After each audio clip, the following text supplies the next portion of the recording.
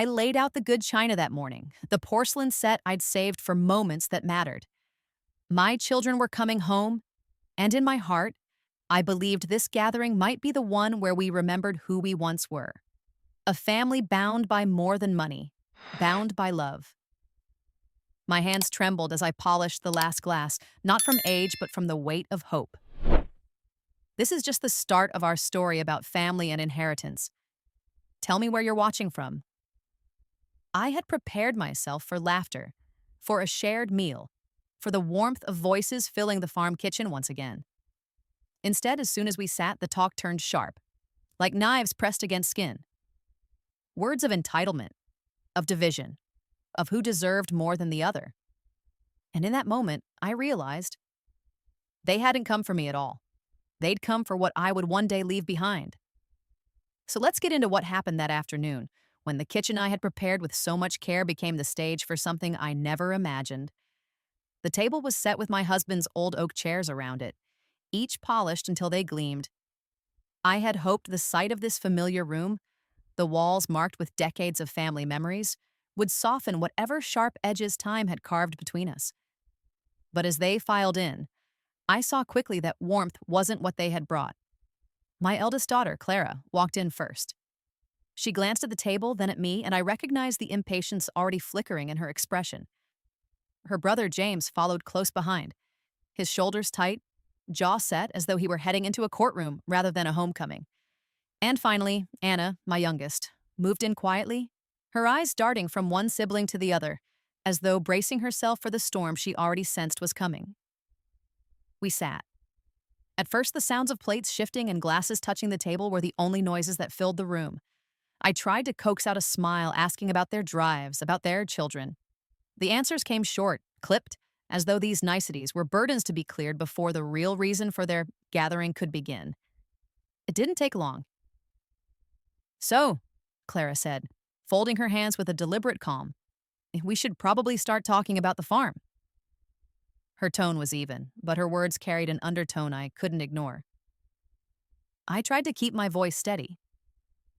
"The farm is still my home. We'll talk about arrangements when the time is right." But James leaned forward, his eyes sharp. "That's the point, Mom. The time is now. You're not getting younger. We can't keep waiting until it's too late and lawyers tear this all apart." The room tightened. My chest tightened with it. Anna tried to interject, her words careful, almost pleading.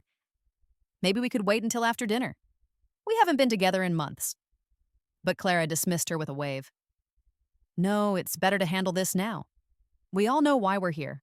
I stared at them, trying to reconcile these voices with the ones I remembered.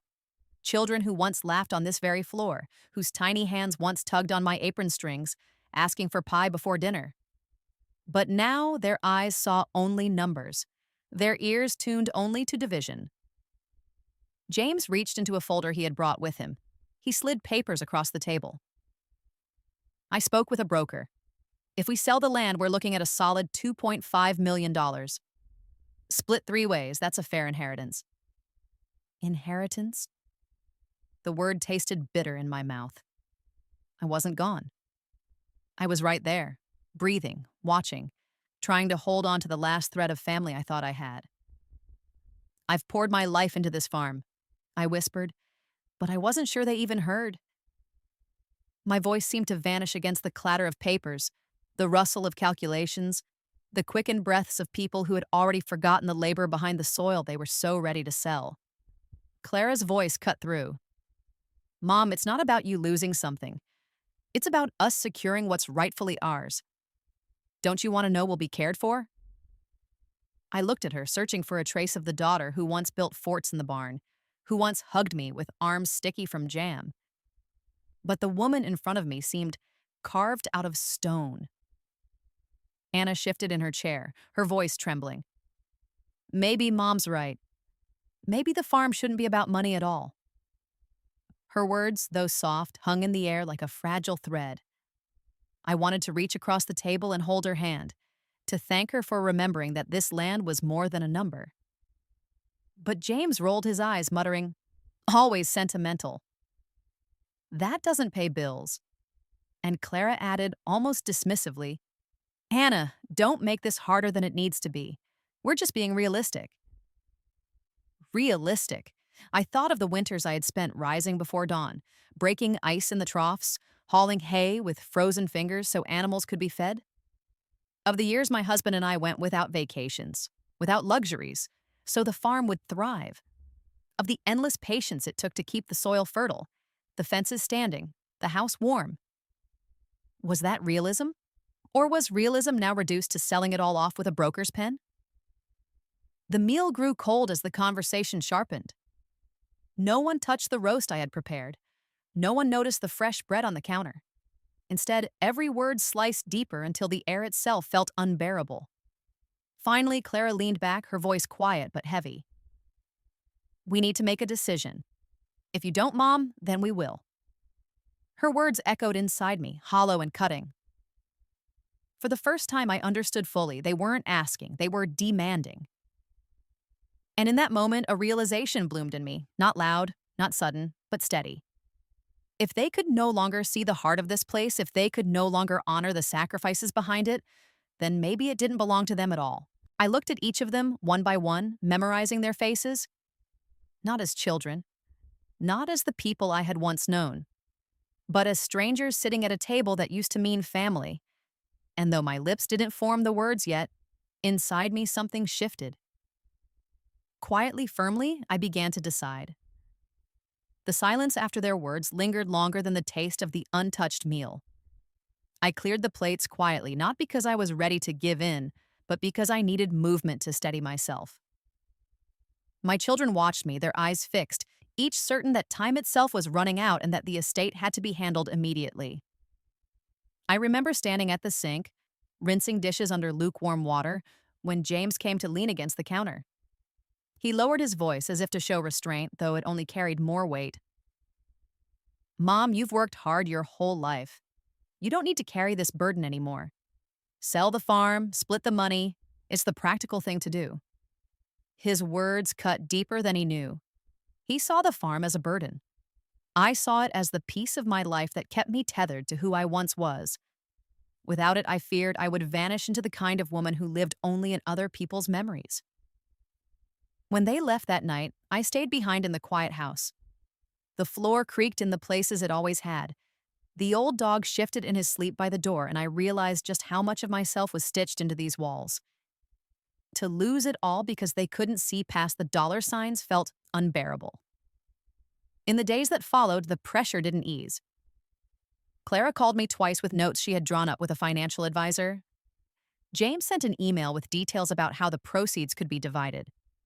Even Anna, who had defended me at the table, called with hesitation in her voice, saying she didn't want to fight but also didn't want to be left out.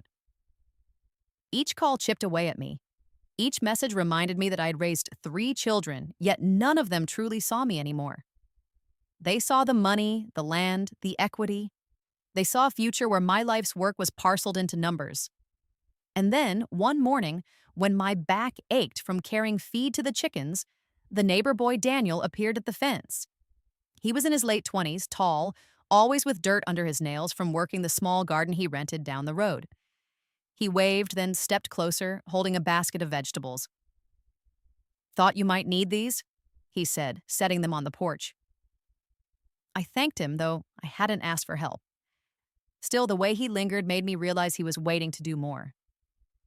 He offered to fix the broken hinge on the barn door, then stacked wood by the shed.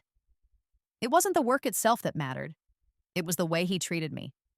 Not as a woman with something to give him, not as a figure holding a future fortune, just as a person, his neighbor.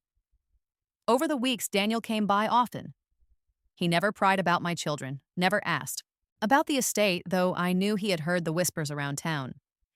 Instead, he asked about the farm itself, how my husband and I had built it, what the winters were like, what crops used to grow before the soil shifted. Talking with him felt like breathing air I didn't know I'd been missing. For the first time in months, I felt like I mattered for more than my bank account. Meanwhile, the calls from Clara and James grew sharper. Clara said, "It's irresponsible to keep that land tied up when it could be working for us." James sent another message. "We're not children anymore, Mom. Stop treating us like we don't deserve what's ours. I stared at that last line for hours. What's ours? Those words stuck like a burr under the skin. I thought of the decades of sacrifices, skipping meals during lean years, patching clothes instead of buying new, driving an old truck until it groaned with every mile so the farm would stay afloat. Whose sacrifices were those? Whose sweat and nights and aching bones kept the soil fertile? Not theirs. I wanted to scream it, but instead I folded the letter and put it in the drawer. I wasn't ready yet. Not to fight, not to explain. But the seed of decision was planted, and every harsh word they sent watered it. Then came the evening I'll never forget. Clara arrived without notice, storming into the house with papers in her hand. She said, "If you won't decide, then we'll have to petition the court. We can't risk losing value if something happens to you suddenly." Her bluntness stunned me. "Something happens to me?" I asked, my voice trembling but steady enough to hold her gaze. "Am I already gone in your mind?" She flinched but didn't back down. "It's reality, Mom. You can't keep pretending you'll live forever." Daniel happened to arrive at that moment, dropping off supplies I hadn't even asked for. He paused at the door, sensing the tension, and I'll never forget the way Clara looked at him, like he didn't belong, like he was intruding on business that was hers alone. "Who's this?" she asked sharply. "My neighbor," I replied simply. She muttered something about distractions and shoved the papers at me again. But I didn't take them. I looked instead at Daniel, who stood quietly with his hands folded, waiting, offering respect without expectation. After she left, slamming the door behind her, Daniel asked if I was all right. And in that moment, the tears came. For the first time, I admitted aloud what I hadn't even said to myself. They don't see me anymore. They only see the money.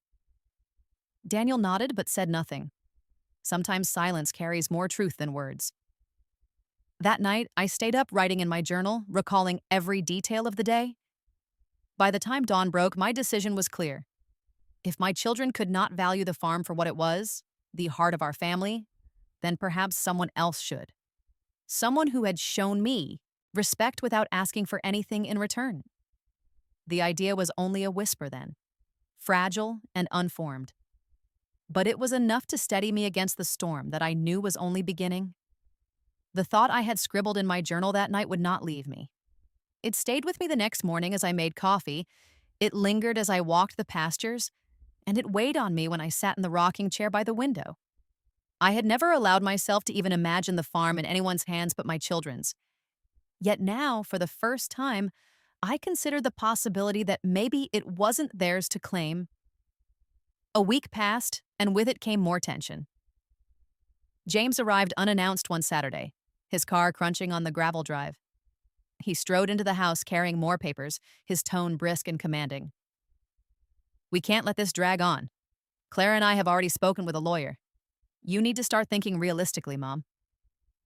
I stood in the doorway of the kitchen, arms folded across my chest. "Realistically? You think I haven't been living in reality all these years? Every inch of this land was built from it." He sighed heavily, as if I were being childish.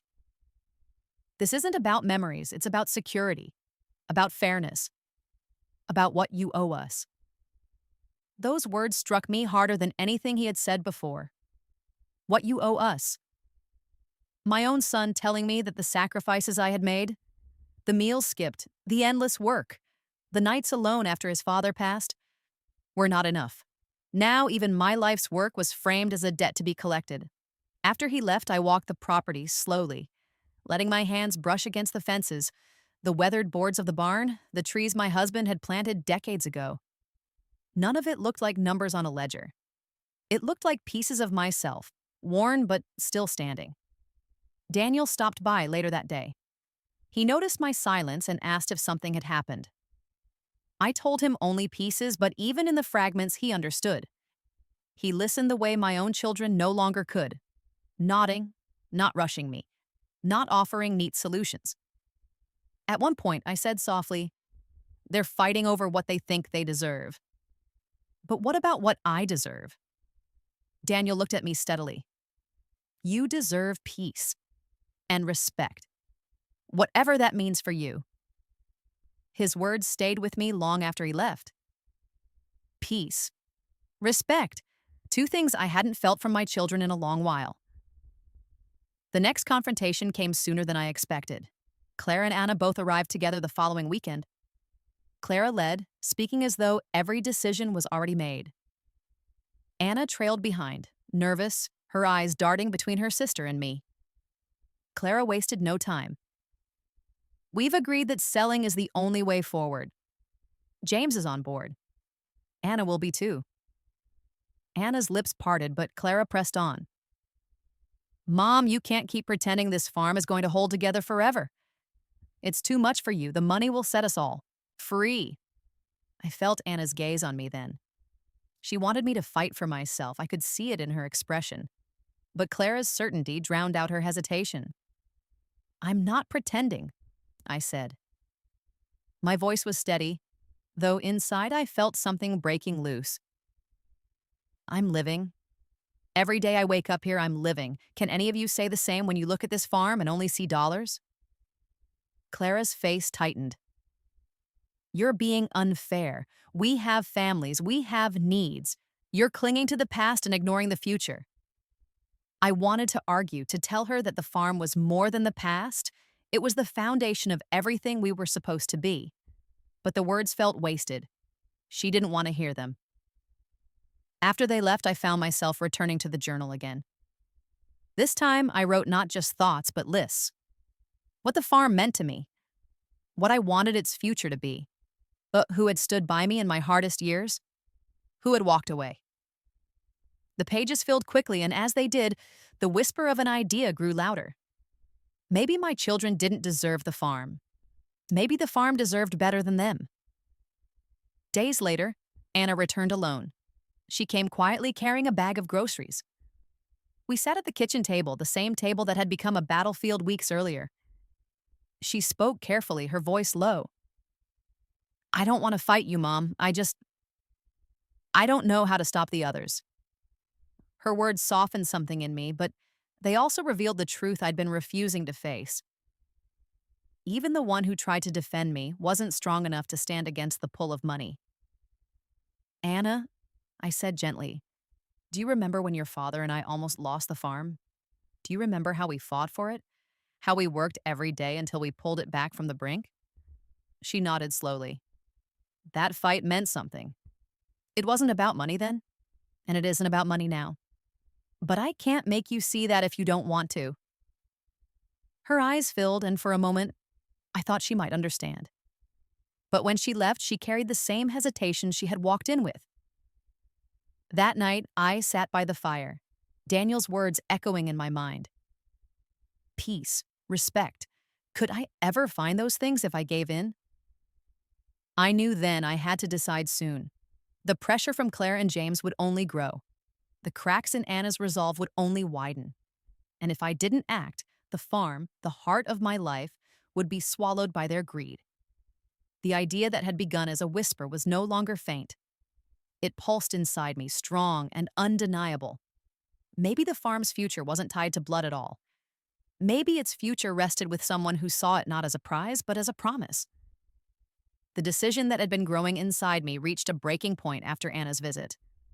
I could no longer pretend that time would fix what had fractured between us. Each conversation with my children made it clear that the farm was a ledger to them, not a legacy. I wanted to believe otherwise, but wanting didn't change the truth staring me in the face. The following week, Claire arrived again, this time with James in tow. They didn't even bother with greetings. They walked into the living room as if it were their own, spreading papers across the coffee table. Clara's tone was clipped, efficient. We've spoken with a lawyer. If you refuse to make a decision, there are legal steps we can take to ensure the estate isn't wasted. I sat in my chair by the fireplace, hands folded in my lap. Wasted? I asked quietly. James leaned forward. Yes, you're holding on to something that doesn't make sense anymore.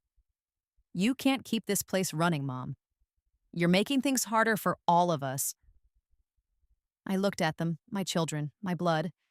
and wondered when their vision had narrowed so much that all they could see was money. Not the years of work, not the sacrifices their father and I made, not the sweat and determination poured into this soil. Just numbers. Do you remember the summer we nearly lost the corn to drought? I asked.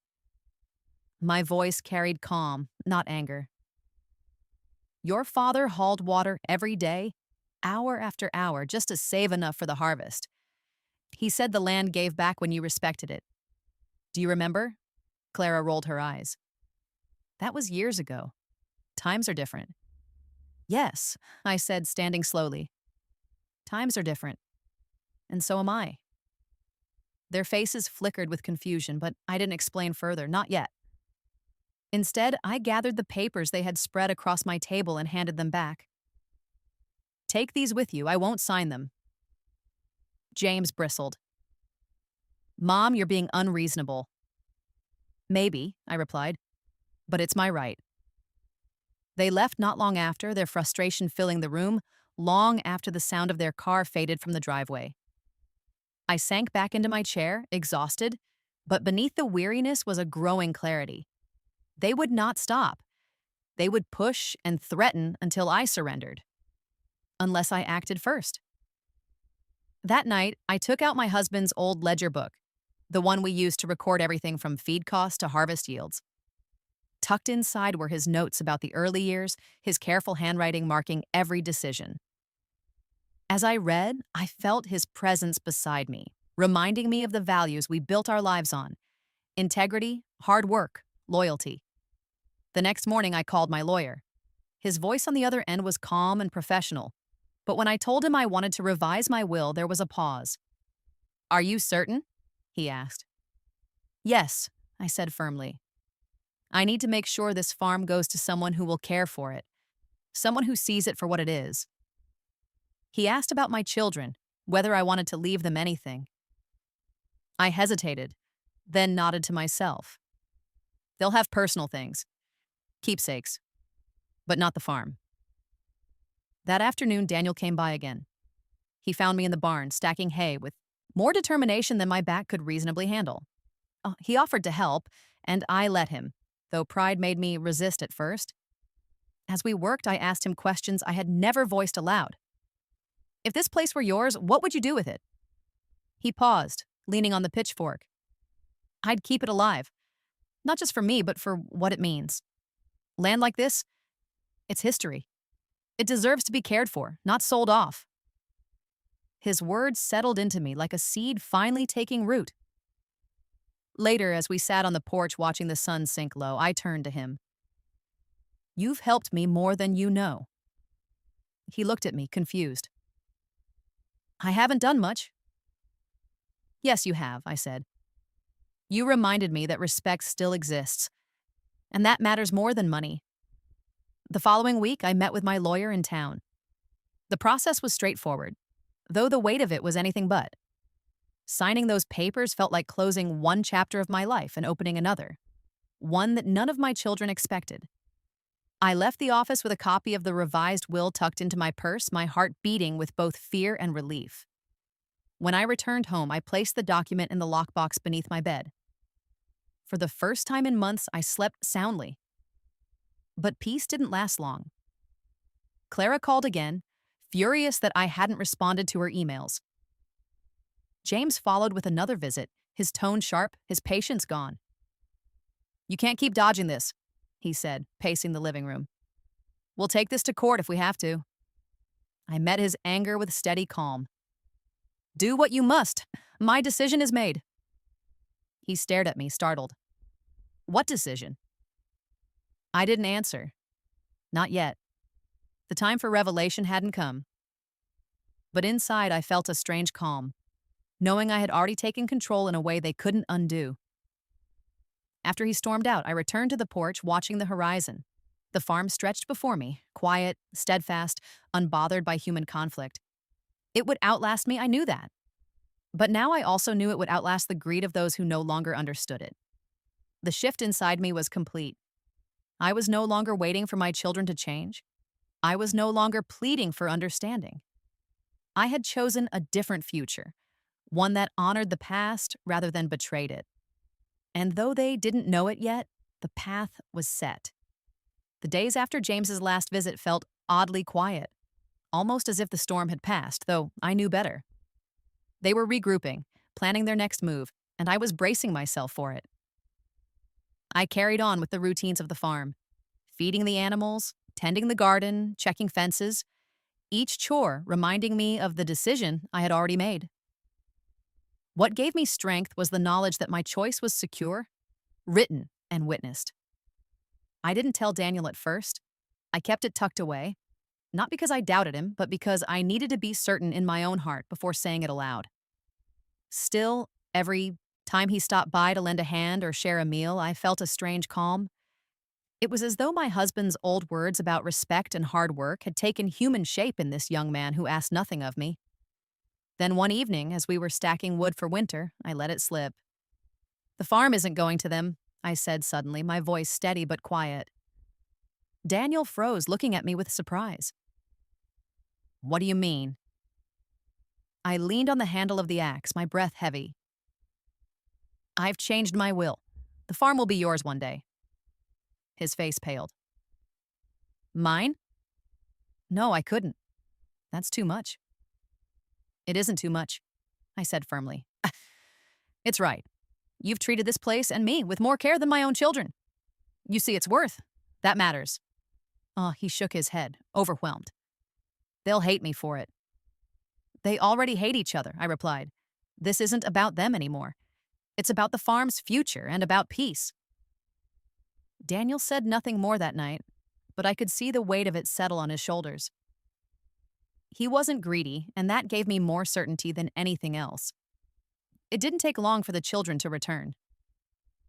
This time, all three came together, though it was Clara who spoke first, as always. She sat across from me at the kitchen table, her voice tight with restraint. "We know you've been avoiding us. We need to know what you've decided." I kept my hands folded on the table. "I've already decided." James leaned forward.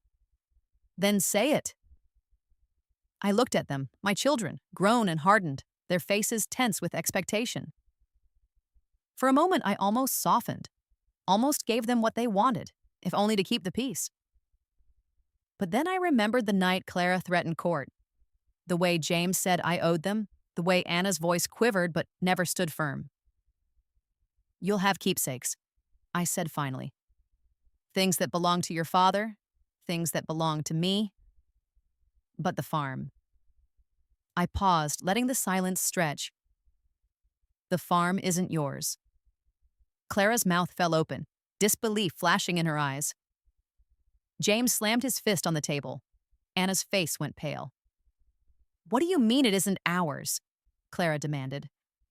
"It isn't yours," I repeated, my voice steady.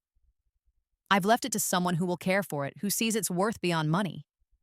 "You can't do that," James shouted. "We're your children." "I can," I said, standing slowly. "Because I'm still alive. And because being my children doesn't give you the right to erase everything this farm stands for." The argument that followed was a blur of raised voices and accusations. Clara threatened lawyers again. James accused me of betrayal. Anna begged for compromise. But nothing they said shook me.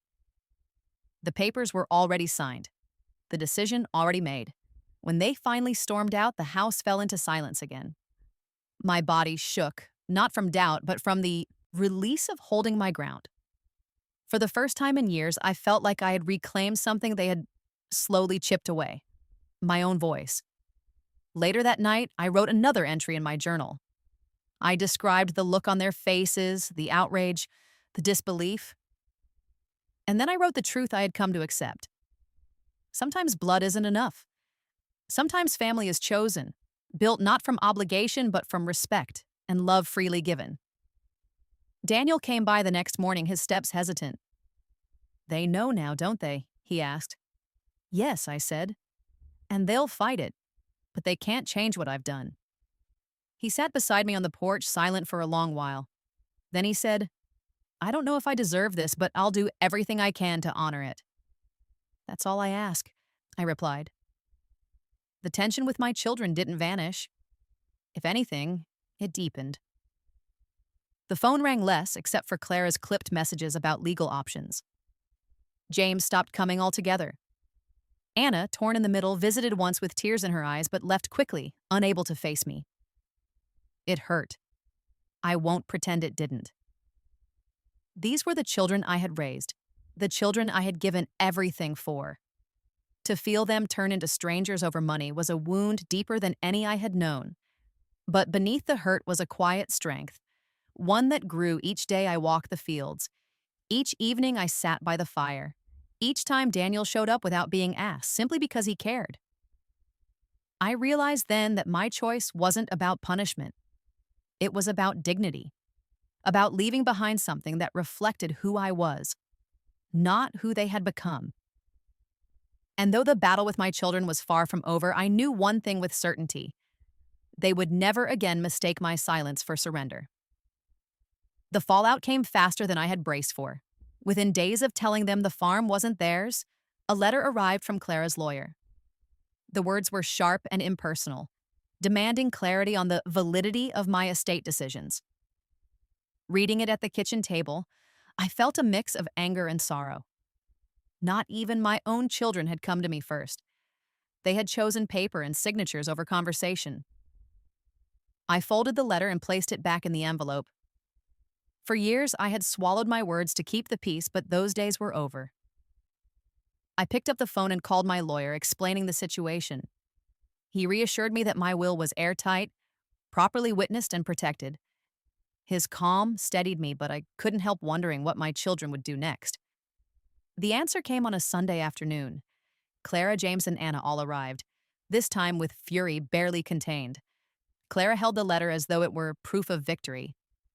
"We know you've changed the will," she said, her voice clipped. "Is it true?"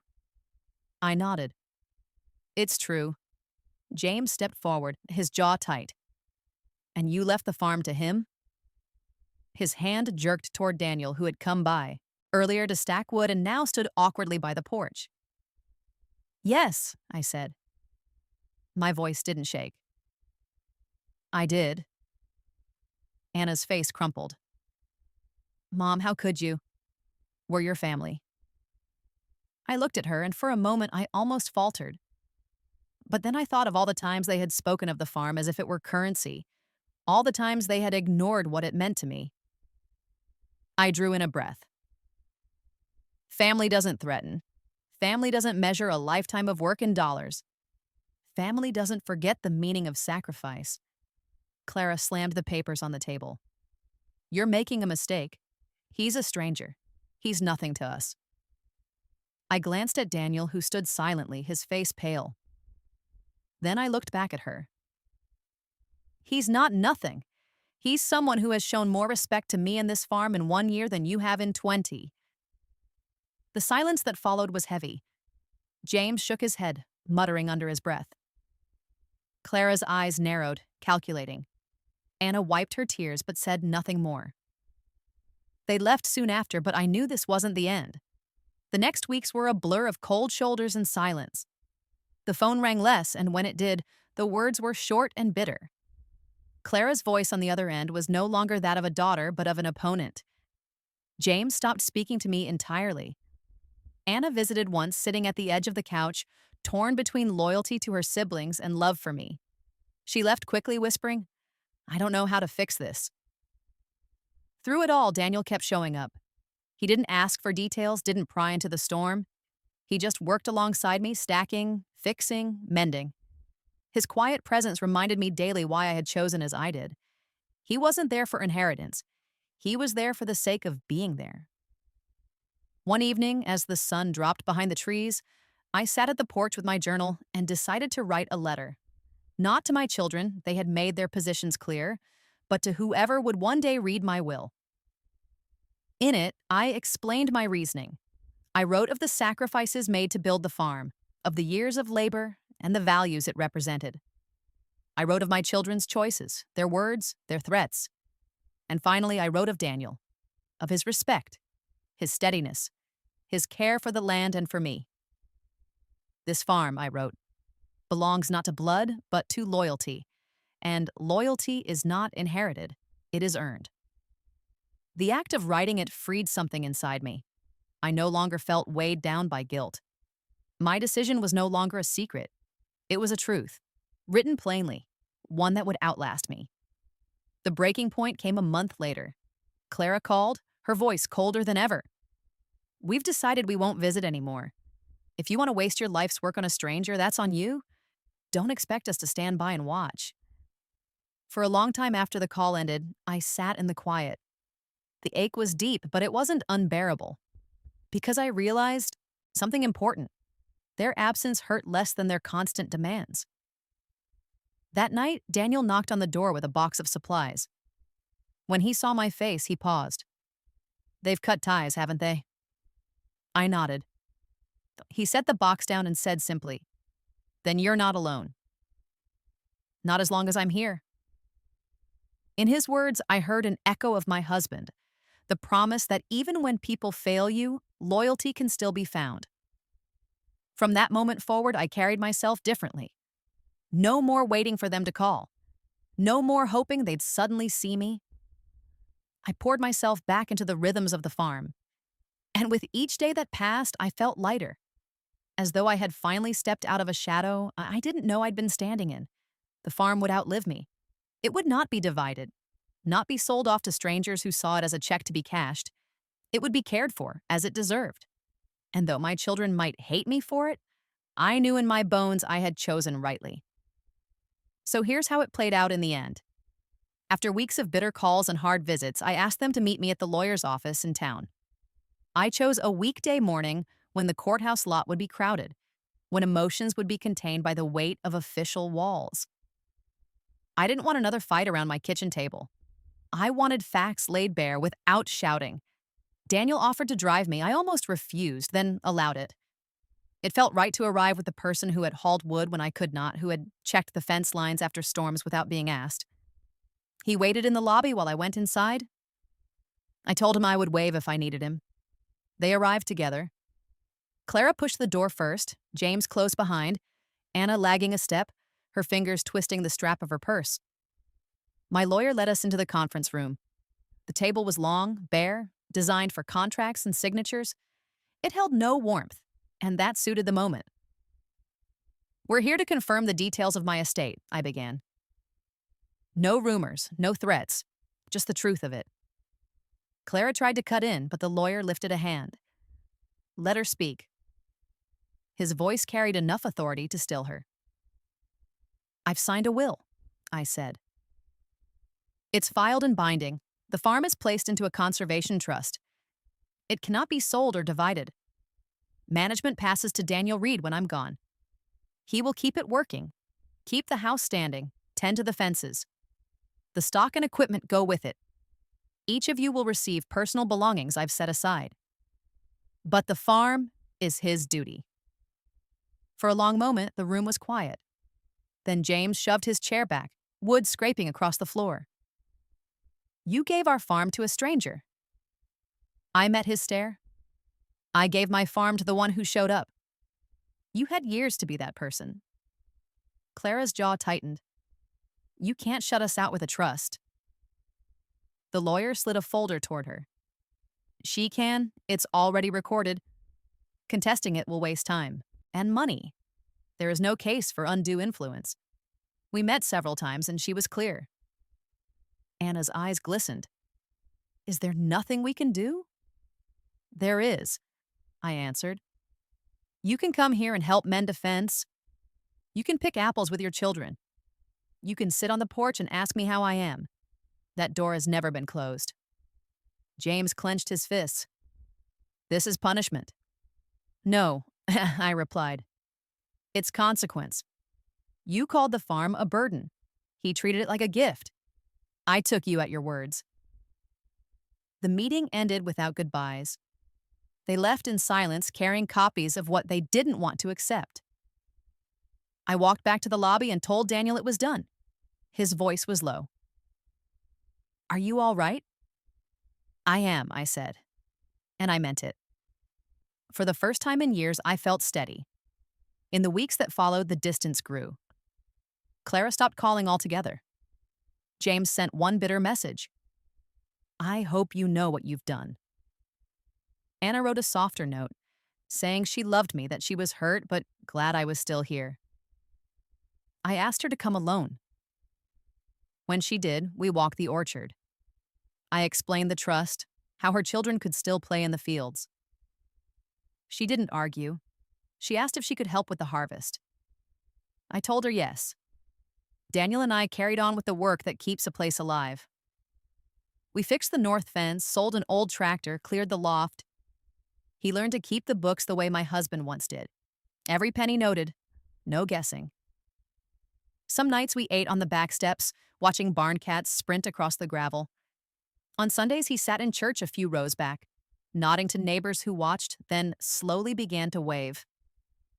Fall came early. We stacked wood, patched the roof, and prepared for cold.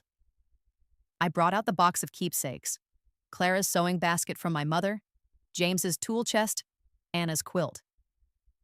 These were not checks to be cashed. They were threads of memory. At the county auction, neighbors asked what would happen to the farm. I told them plainly it would not be sold. A young man would carry it forward. Most nodded with relief. The first winter under the trust was rough. Pipes froze, a calf was lost in a storm. Daniel learned what every farmer knows: that work never fails to break when it hurts most. He cursed, tried again, called for help. He didn't quit. Watching him from the window, I saw the grit I had prayed for. Spring came, and I held a church picnic on the grounds. Children ran the rows, the extension agent walked fields with Daniel. Neighbors sat under the elm. For the first time in years, laughter returned to the farm. Later, Anna brought her children for a weekend. They planted beans, treating each seed like treasure. At supper, her youngest asked why Uncle James was angry. I told her grown-ups sometimes forget what matters. She nodded and asked for more bread. Not long after, James showed up. He stood in the yard like he wasn't sure he belonged. I walked out to meet him. I came to see Dad's tool chest, he said. His voice was unsteady. It's in the shop, I told him. We stood over it together. He ran his hand across the lid. Dad said you can tell a man by where he leaves his wrench. We're fixing the gate Saturday, I said. We could use you. He paused, then gave a small nod. I'll be here. That night, I sat on the porch until stars filled the sky. I didn't fool myself. One visit wouldn't undo years of anger, but it was something. Not peace, but a start. Weeks later, Clara emailed, asking for the sewing basket. There was no apology, but no threat either. Life began to shift back toward ordinary. One evening, Daniel asked, "Do you ever regret it?" I looked at the field, at the trees lining the horizon. I regret that it had to come to this. But not what I did. He nodded. I'll keep it standing. I know, I said. That's why it's yours. And that was the end. Not with a sale sign or auction slip, but with the farm intact. The land stayed whole. The duty passed to the one who showed up. My children received the things that carried memory and a way back if they choose it. It was not revenge, it was balance. The work went to the worker, the land stayed land, and I at last could sit on the porch at dusk and breathe easy, knowing I had put it all in its rightful place. If this journey of family and legacy touched you, you'll be drawn even deeper into our next story. Follow me into true story you never heard before. My first love walked into my granddaughter's wedding. It's a moment where the past and present collide in the most unexpected way.